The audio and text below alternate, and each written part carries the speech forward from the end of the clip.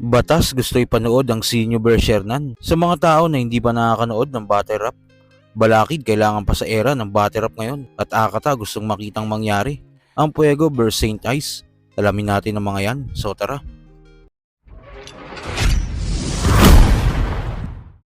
Vuelta Balentong 11 nang mangyari ang Sinyo Bershernan. Top 1 vs top 2 most with battle rapper sa buong mundo. Classic naman na naging palitan ng dalawa.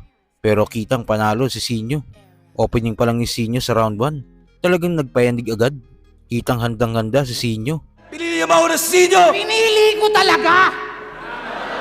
Doon mo na nga lang ako mauunahan, tinanggihan mo pa! Kasi sino bang tangang gustong maging pangalawa? Baka nakakalimot ka!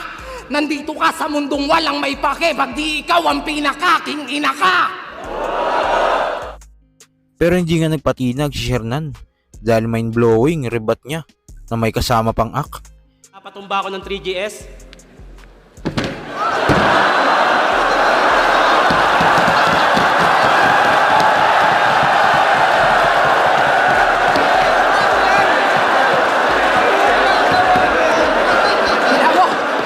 Bitawan mo ako! Nangingialam ka ba? Kung pinatumba ako nila, kaya ko tumayo mag-isa! Hindi nga mapagkakaila na meron itong replay value. Kaya nga ang battle na ito ang gustong ipanood ng batas sa mga gustong magsimula manood ng battle rap. Kung hindi pa nanonood yung isang tao, tapos papapanoorin mo siya, tingin ko dapat mo papanood yung Sinyo versus Shernan. Kasi number 1 and number 2 in the world sila eh. Yeah. Diba?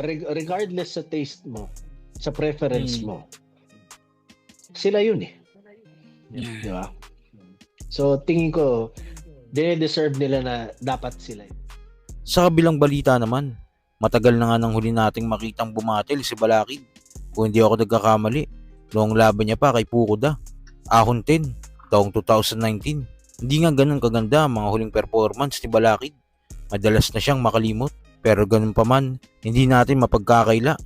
Iba yung prime days ni Balakid. Malaki ang inambag niya sa eksena.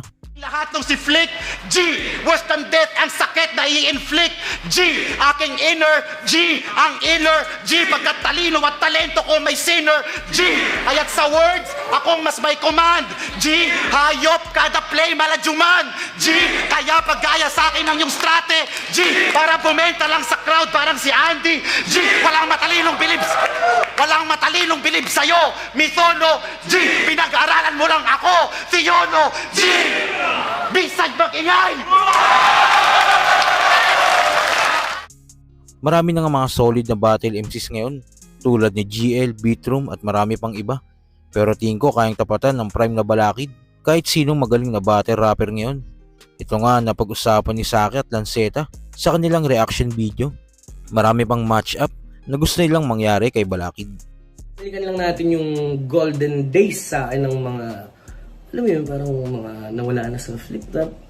Nami-miss na natin na, ikaw ba nami-miss mo nang makita si Balakid sa stage? Oo, marami pang mga matchup si Balakid na Hindi pa nagano. Oo, may mga imagine mo ngayon active si Balakid. Sino kaya mga pwedeng kalakan ng Balakid GL? Ay, Diyos ko, Balakid Beatroom. Oo, di ba? Balakid EJ Power. Ay, grabe. Di ba? Imagine mo. Balakid Luxuria. Balakid Shay. Ay, grabe. Naglaban na ba si Balakid at Shay? Hindi, rematch. No? Pwede naman rematch eh. Yung oo nga. Tectonics, pare. Yung bagong version na Shay, tapos bagong version na Balakid, di ba? O kaya, ituloy na lang tuloy sa extra Balakid, ha? Kaso si Sak eh. Alam mo yung inner child namin, hindi lang talaga nag-heal, pare. Parang sila yung childhood hero ko nung mga panahon na yun na nagsisimula pa lang ako sa flip top at battle. Alam mo yun, sana kahit bago talaga part way sa battle rap yung mga IMC. Legends. Pero hindi lahat ganun eh. Kahit sa ibang sports, kahit sa hindi talaga yung laging swabbing exit ng mga goats, ng mga natin, mga idols. Nakakalungkot din eh. Parang fuck. Alam mo yun, yung inner child natin, sige please. Alam mo sa basketball, parang may mga nag-retire na dahil sa injury, hindi sila nakapag-retire ng Pamaw si Balakid nung 2015. 2015. Bakit pamaw siya niyan? Ano bang hindi niya pa ginagawa?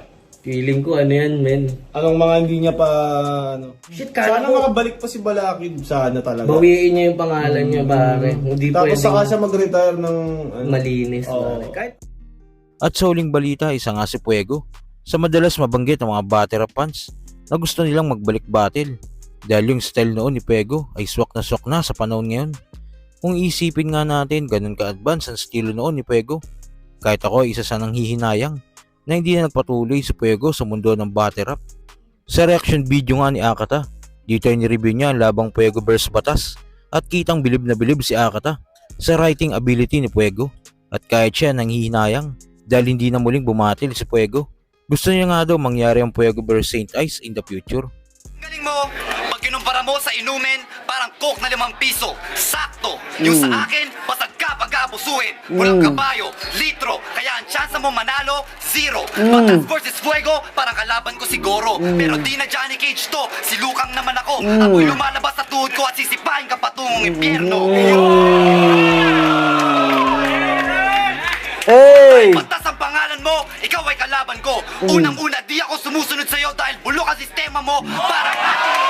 Hey! Parang ating gobyerno. At inaamin ko, isinulat ko to sa aking kwaderno. Pero kaya pa rin kitang talunin. Papa-freestyle o written, may beat tsaka tempo. Siyak na di ka makakatsyempo.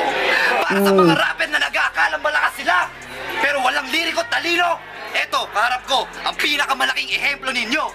Di basta't nagtatagalog ay mahirap at kondo baging lisero. Nagkamali ka sa pagtanggap ng hamon ko dahil magaling ako sa pareho. Hey!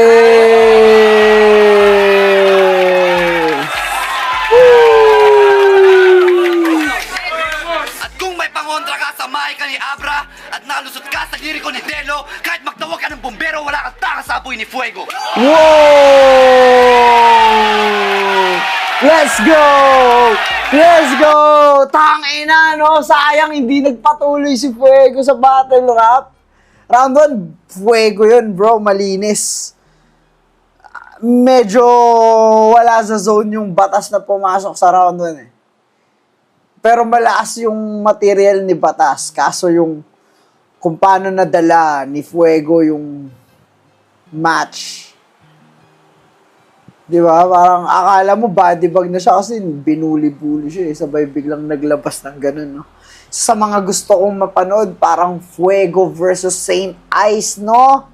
Yelo, tsaka Apoy. Puta, yun ang laban. Fuego, Saint Ice.